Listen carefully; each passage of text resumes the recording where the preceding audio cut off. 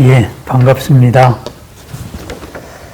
오늘은 우리 금강경의 전체 구성에 대해 가지고 한번 말씀을 나눠보는 이런 시간을 갖겠습니다. 금강경이다 그러면은 굉장히 어렵게 접근을 합니다. 그래서 금강경은 깨달음을 노래한 경전이다. 이런 입장에서 바라보는 입장이 있고, 또 하나는 금강경은 깨달음으로 이끄는 그런 경전이다. 이렇게 바라보는 입장이 있습니다.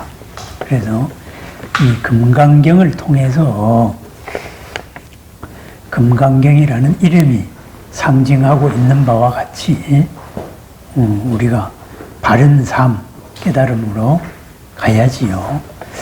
깨달음이라는 말도 마땅한 이름은 아닙니다. 일단 완성으로 가야죠. 금강경이라는 이름이 말하고 있는 바와 같이 뭐냐 이거죠. 금강, 벼락이죠. 벼락으로서 생각에, 행동에 내리는 금강, 벼락으로서 반야, 본래 있는 반야를 드러낸다 이거죠. 그리고 반야라는 것은 뭐겠어요? 학습되어지거나 경험에 의해서 만들어진, 아니면은 어떤 잘못된 생각 방식이나 생각 틀, 번뇌에 의해서 만들어진 게 아닌 그러한 본래의 지혜를 말하는 거죠.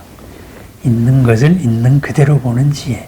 이러한 지혜로서 지혜를 반야를 드러내기 위해서 생각에, 행동에 금강이라는 벼락을 내리자. 그렇게 해서 반야가 드러나면 어떻게 되느냐? 바라밀이 된다 이거죠. 바라밀이 되는 바라밀의 삶을 위한 경, 가르침 이렇게 되거든요. 그럼 바라밀이라는 것은 뭐냐 이거죠. 저언덕으로 간다거든요. 파라미타. 저언덕으로 가는데 수평적으로 여기에서 저언덕으로 가는 게 아니에요. 그죠? 수평적으로 간다 그러면은 상대적인 건데, 상대적인 세상을 넘어가서 뭐 할 겁니까? 좋은 나라 가도 괴로운 거 여전히 있을 거거든요. 그러니까 이런 상대적인 세상이 아닌 초월입니다. 바라밀이라는 말에 초월이 있습니다. 초월은 뭐냐? 여기에서 현재의 차원에서 한 차원 더 높은 데로 뛰어가는 거예요. 그러면은 이 안에 이렇게 다 포함된 거예요. 뭐 하고 갔냐 하면은 점이 하나 있어요. 그죠? 이 점이 움직이면은 1차원 선이 되잖아요. 그죠? 선이 움직이면은 면이 되잖아요. 그리고 이 면이 움직이면 공간이 되잖아요. 3차원이 되잖아요. 그러면은 1차원 선은 이미 점에서 초월한 거예요. 그래서 점을 다 포함하고 있는 겁니다. 그죠? 그래서 이 점이 움직인 선이 1차원 면을 만들었어요. 선이 움직이면. 그러면 이 면은 선을 다 포함하고 있는 겁니다. 선을 벗어나서 존재하는 게 아닙니다. 그렇다면 이 면이 움직여서 이런 3차원 공간이 됐어요. 그렇다면 이 공간은 면을 벗어나서 존재하는 게 아니다 이거죠. 그죠? 면이라는 것도 3차원 공간 안에 있는 한 부분이에요. 그죠? 그렇다면 바라밀이라는 것도 그렇습니다. 이 자리에서의 우리가 반야로서 살아나간다 했을 때는 이 자리에서 사는데, 이 자리에서 사는 거하고 다른 한 차원 높은 삶인 거예요. 그래서 초월의 삶이면서 또 저 언덕의 삶입니다. 이 언덕의 삶하고 다른 거예요. 그죠? 스케일이 다르고 폭이 다르고 만상을 바라보는 각도가 다른 거예요. 예를 들어서 우리가 한번 보십시다. 공간 안에서 어떤 사람이 움직인다 그러면은 우리는 시간, 공간, 그리고 가로, 세로, 높이 이렇게 세 개의 축으로서 바라본단 말이에요. 그런데 우리가 2차원적으로 생각한다고 할 때는 그걸 어떻게 할 방법이 없잖아요. 이렇다고 하면 공간을 잘라서 봐야 되거든요. 그죠? 잘라서 보면 마치 CT나 이런 것 같이 스캔한 것 같이 잘라서 본 면으로밖에 볼 수가 없는 거예요. 그러면 2차원의 사람은 잘라서밖에 못 보지만은 3차원에서는 이걸 전체적으로 볼 수가 있는 거예요. 이런 게 바로 바라밀입니다. 그럼 여기서 한 차원을 더 올라간다 그러면 어떻게 되겠어요? 3차원이라는 여기에서 모르는 어떤 인과관계까지를 우리가 알 수가 있는 차원이 될 수가 있는 거지요. 그죠? 새로운 축이 뭐냐에 따라 가지고. 그래서 물리학에서는 뭐 시공이 하나라 그러니까 이 시공에 한 축이 있어가지고 4차원이다 이렇게 말하잖아요. 이런 식으로 우리가 번뇌에 의해 가지고 바라보는 삶이 이제 조건 반사적인 이러한 2차원 평면적인 삶이라면은 언어에 의해서 생각하잖아요. 이런 조건을 주면 이렇게 반응한단 말이에요. 쾅쾅 치면은 쾅쾅 반응한단 말이에요. 그런데 바라밀의 삶은 그런 상대의 조건에 휘둘리지가 않습니다. 내가 움직여야 될 그러한 조건대로 산다 이거죠. 그러다가 보니까 바라밀의 삶은 자유의 삶이에요. 자유라는 게 뭐예요? 스스로에서 비롯되는 거예요. 남의 눈치를 보지 않고 내 스스로 가치에서 비롯되어서 살아나갑니다. 자제의 삶입니다. 내 스스로 가치에 의해서 내 조건에 의해 가지고 사는 거예요. 남에 의해 가지고 규제당하는 삶이 아니다 이거죠. 그죠? 그럼 내 조건에 의해서 살고 나로부터 비롯되어서 살면서 모든 생명의 본래 모습, 너도 이롭고 나도 이롭고 너도 평안하고 나도 평안한 이런 삶을 살아가는 삶이 된다. 그 삶이 뭐냐? 부처님께서 출가하셨던 괴로움이 없는 삶이거든요. 괴로움이 없다는 것은 말을 바꾸면 뭐예요? 언제나 새롭고 언제나 즐거운 삶이에요. 하는 일이 한계를 초월하지 않으니까, 괴로움을 초월하지 않으니까 하는 일이 항상 생각보다도 보람이 가득한 이런 삶이 됩니다.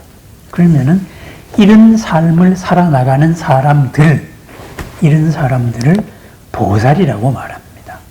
보살. 그래서 이 대승불교와 그리고 대승 아닌 이 불교와의 차이가 뭐냐 했을 때 가장 기본적으로 달라지는 것이 바로 부처님에 대한 관입니다. 그리고 아울러서 현실의 삶에 대한 관입니다. 그럼 뭐냐 이거죠. 지금 남방상자부 이런 쪽에서 바라보는 부처님의 관은 뭐냐? 부처님은 역사적인 존재였고 부처가 됨으로써 아라한으로서 깨달았기 때문에 소멸되어 버린 존재다 이렇게 보는 거예요. 그냥 탑을 만들고 이렇게 부처님을 모시는 거는 그냥 부처님을 존경한다, 기념하는 하나의 이거예요. 그죠? 이런 거고 우리 대승에서 바라보는 부처는 부처님은 어디로 간 분도 아니고 어디에서 온 분도 아니고 이 자리에서 바라밀로서 완성이 되신 분이기 때문에 항상 우리하고 함께 있는 존재예요. 영원한 존재예요. 그래서 법신이라고 말합니다. 다만 우리하고 같은 차원을 존재하는 게 아니에요. 우리를 포괄하는 진리 그 자체로서 존재한다 이거죠. 모든 차원을 넘어선, 그러니까 차원이라는 거는 어떤 조건의 제약이 있잖아요. 이런 걸 넘어선 것이다 이거죠. 이런 얘기가 나오는 것이 금강경 29장에 위의 적정분에 나옵니다. 위의 적정분에 뭐냐? 열애라는 것은 행주자화 하시는 분이 아니다. 어디로부터 쫓아서 오신 분도 아니고 어디로 가신 분도 아니다 그랬거든요. 이건 무슨 말이냐? 깨달음으로서 완성되어서 그냥 영원히 여기 계신 거예요. 항상 함께 하는데 우리와 다른 바라밀의 진리로서 살고 있는 거예요. 바로 그런 겁니다. 무엇을 쫓아가지고 나온 게 아니에요. 그냥 이 자리에서 있는 그 자리에 있어요. 그렇기 때문에 부처님과 영원하신 법신, 이 부처님과 우리는 그러한 관계로서 부처님은 완성된 법신으로서의 존재, 한계를 초월한 존재, 우리는 그 법신으로 나아가고 있는 수행 과정에 있는 보살입니다. 그러니까 어떻게 되겠어요? 현재 이 삶 자체가 가치가 없는 버려야 될 삶이 아니고 이러한 삶, 이 삶의 하나하나에서 가장 훌륭한 일, 최적의 일, 최상의 일을 수행함으로써 나도 이롭고 남도 이롭고 나도 평안하고 남도 평안한 부처님께서 불법을 설하라고 했던 나도 이롭고 남도 이롭고 나도 평안하고 남도 평안한 이런 삶을 살아나가는 삶이에요. 그래서 현실의 삶을 부정하는 게 아니다 이거예요. 그래서 그런 법신에 대한 얘기하고 현실의 삶에 대해서 긍정을 하는 것, 이 두 개가 바로 대승과 비대승을 구별하는 기준점이 됩니다. 그래서 수행의 최고 단계에서도 이제 비대승, 남방상자부라고 하십시다. 사실은 역사적으로 상자부는 초기 교단 분열 이래로 이제 소멸돼 버렸으니까 그냥 스스로 상자부라고 하니까 상자부라고 그래요. 이 상자부 불교에서는 그래서 멸진정을 최고의 수행지위로 삼습니다. 그래서 완전히 소멸돼서 사라졌다. 그럼 뭐예요? 같잖아요. 이러다가 보니까 수행 단계의 사향 사과도 보면은 처음에 이제 흐름에 들었다 이거죠. 수다원에 들었다. 그러면 수다원에 들면 이제 이 지긋지긋한 삶을 7번만 더 살면 되겠네. 이렇게 되는 게 수다원이에요. 그죠? 그래서 수다원에서 한 단계 올라가면은 이젠 드디어 한 번만 더 살면 된다. 이것이 현실 삶에 대한 입장이에요. 그런데 보살은 그렇지가 않습니다.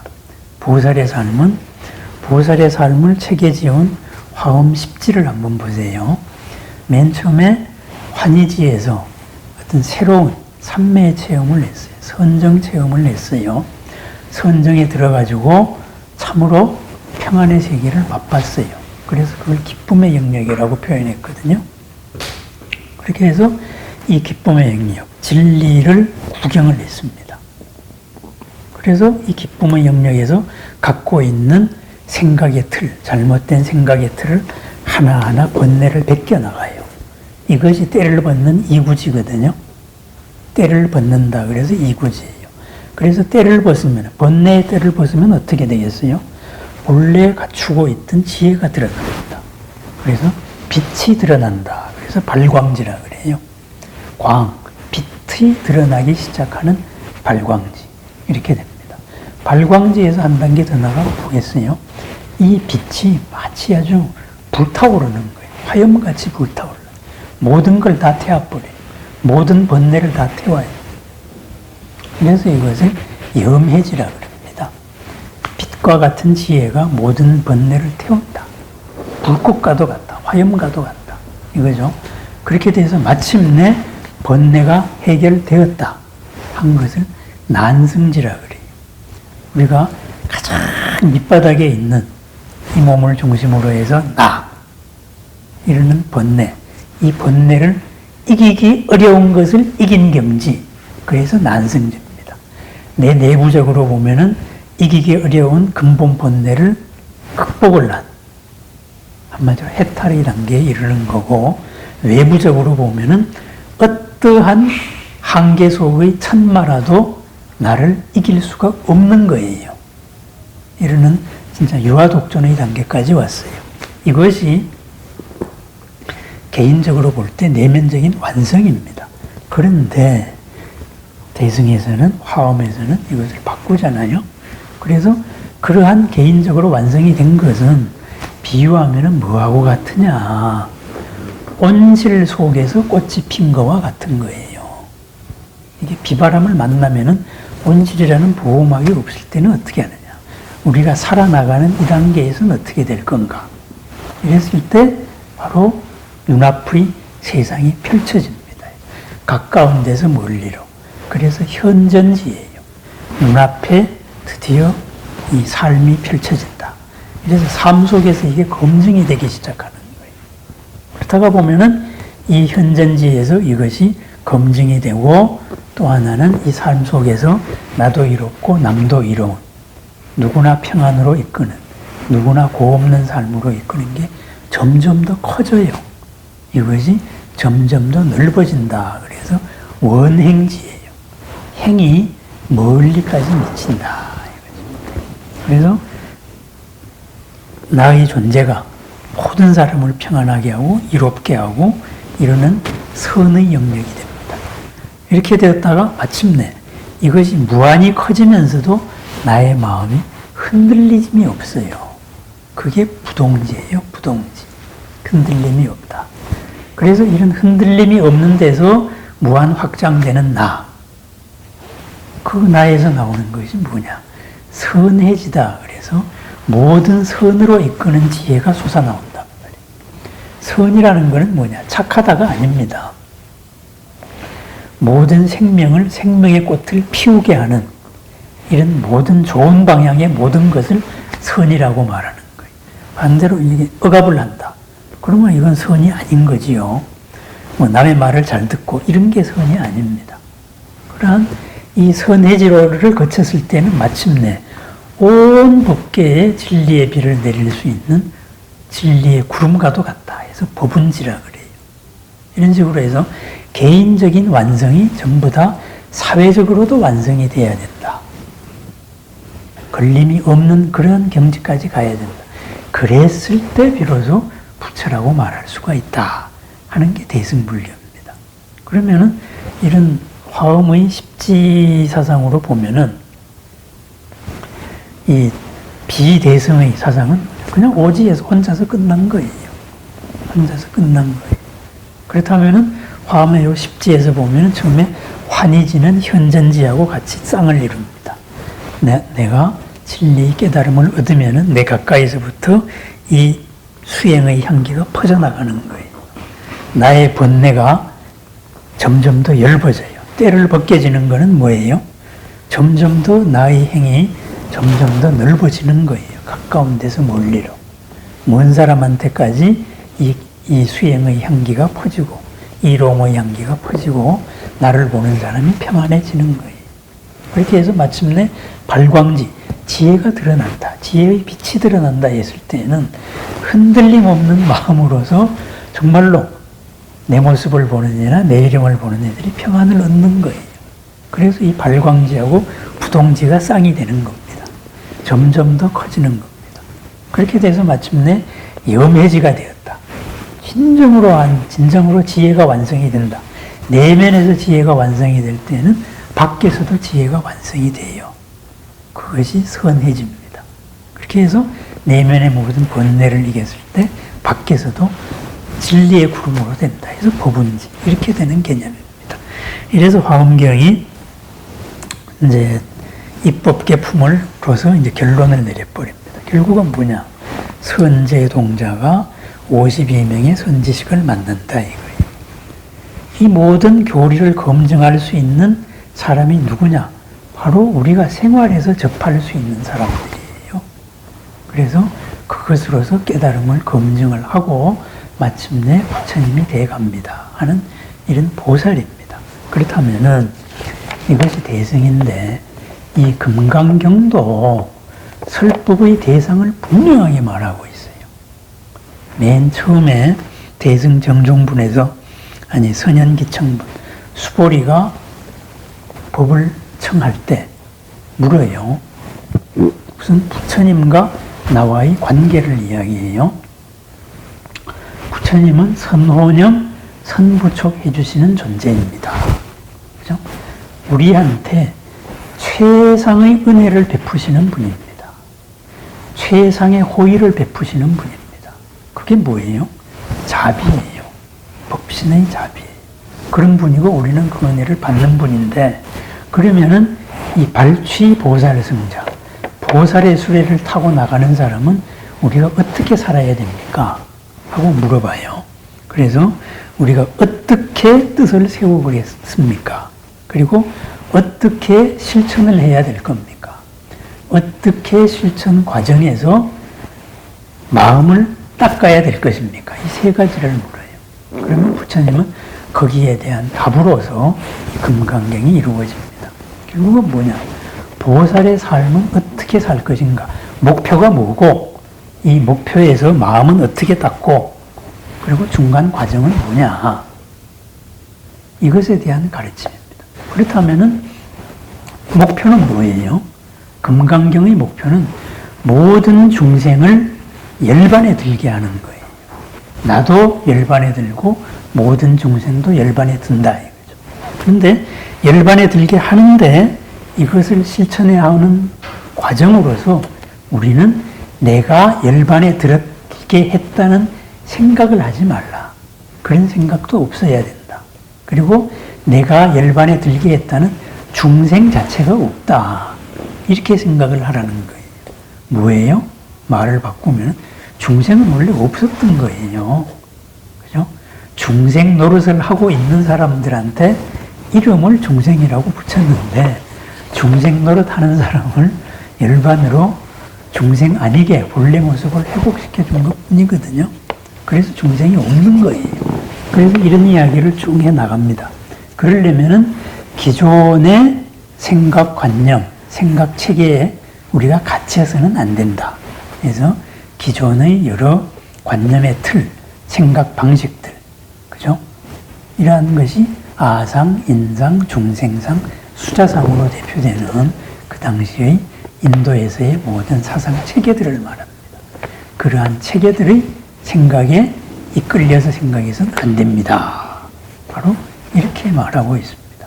그렇게 말하면서 그럼 그걸로서 얘기가 다 됐는데 그래서 이러한 것으로서 모든 열애가 여기서 나왔고 모든 가르침이 여기서 비롯되었다. 진리가 여기서 비롯되었다.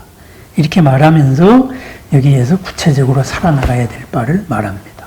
예를 들면은 불국토를 장음을 하라든가 아니면 무량한 보시를 하라든가 그리고 큰 몸으로 살라든가 그래서 큰 몸에 대한 얘기도 나오고 또 하나는 이제 이 가르침으로서 이 가르침이 있는 곳이 바로 세상의 중심이다. 모든 탐묘와도 같은 곳이다. 그리고 또 이 가르침을 전하는 사람은 핍박을 당할 것이다. 이런 말도 해요. 왜? 세상에 없던 새로운 가치 체계를 말하니까 핍박을 당하게 돼 있죠. 비난을 당하게 돼 있죠. 그죠? 그렇지만은 이러한 가르침을 전하는 사람의 얻는 바 공덕을 그 사람들이 안다면은 그 사람들은 미쳐버릴 것이다. 그래, 이제 이런 내용도 그 다음에 나오는 겁니다. 그죠? 이렇게 돼서 이제 여러 가지 쭉 이런 게 나오고 그래서 마지막 후반부 25장 이후로 넘어가서는 우리들이 얼핏 생각하는 이 모든 것을 정리를 합니다. 구체적으로 가장 정리합니다. 그래서 22장에서는 그죠? 미세한 법조차 특정될 수 있는 것은 없다. 모든 것이 전부 다 안욕따라 삼맥삼볼이다. 그죠? 무상 진리를 불법이 뭐라고 규정하는 순간 그것은 불법의 한 부분일 뿐이다. 그리고 23장에서는 정심행선분, 선을 행하는 것, 그것이 밝은 마음, 깨달음의 마음이다. 그렇게 해서 이 법은 평등하다 이거죠. 높고 낮음이 없다. 평등하다. 뭐예요? 무엇으로 평등해요? 모든 사람은 부처로서 평등하다. 이렇게 말합니다. 그 다음에 24장 복지무비분에서는 이렇게 해서 보시를 하는데 당연히 우리는 몸으로서 보시를 하고 살아야 되지만은 아울러서 이러한 금강경의 가르침, 이 진정한 가르침을 보시해야 된다. 그래서 이 진정한 가르침에 보시를 했을 때 그 공덕은 그냥 보시한 거하고 비교를 할 수가 없다. 이렇게 말합니다. 그래서 생활로도 보시하고 이 삶으로도 보시하고 삶을 움직이는 지혜로도 보시를 하라 그래요. 그래서 25장에서는 화무소화분, 교화시킨 바 중생이 없다. 무슨 말이에요? 처음부터 중생이 없었다는 말이에요. 그죠? 중생 노릇하는 중생만 있었다. 그렇게 말하고 26장에서는 법신은 비상이다. 법신 비상분 해가지고 유명한 사구계가 나오죠. 야기색계나 임성구와 시인행사도 불능견열애 이게 나오고 거기 원문에서는 또 그 다음 문장이 나옵니다. 모든 부처님을 법성으로서 봐야 된다. 모든 부처님은 법신이시다. 이러한 이제 법신에 대한 강조가 나옵니다. 왜? 바로 부처님을 어떻게 바라볼 것이냐 하고 부처님은 법신이다. 진리의 몸이다. 우리도 진리의 몸으로서 가야 된다. 이렇게 하는 것이 고 나옵니다. 그래 이제 법신 비상본의 두 번째 개송이 구마라집 스님이 번역해서 생략하는 바람에 법신에 대한 얘기가 굉장히 강화가 되어 온 거예요. 역대 주석에서. 그런 다음에 그렇다면은 모든 관념 체계에서 떠나라 그러니까는 그건 뭐 아무것도 없는 단멸상이냐? 에? 그래서 그게 아니다라고 말하는 게 27장의 무단 무멸분입니다. 그죠? 모든 상을 취하지 않되 열에는 결코 단멸상을 설한 적이 없다. 모든 범에는 단멸, 뭐 허망하다, 꽝이다 이런 것은 없다 이거죠. 그렇기 때문에 현실을 더 열심히 살아야 된다는 거예요. 그래서 28장에는 불수불탐분, 받되 그것을 탐하지 마라. 그죠? 무한한 복을 받는다. 이 경의 가르침대로 살아나가는 사람은. 하지만은 그 복을 탐하지는 마라.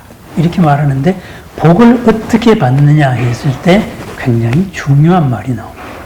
무아와 무생의 이치를 인내로서 성취할 수가 있다면은 무량한 복을 받는다 그래요. 무아와 무생을 인내로서 받으라 그래요.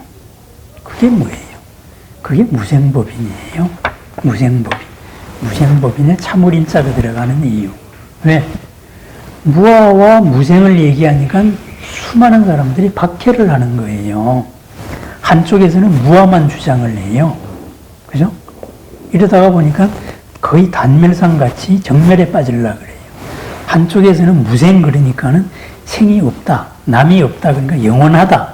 이런 걸 영원을 주장하니까는 야, 그건 무아에서 틀려. 이렇게 말해요. 이러다가 보니까 금강경은 무아와 무생을 동시에 주장합니다.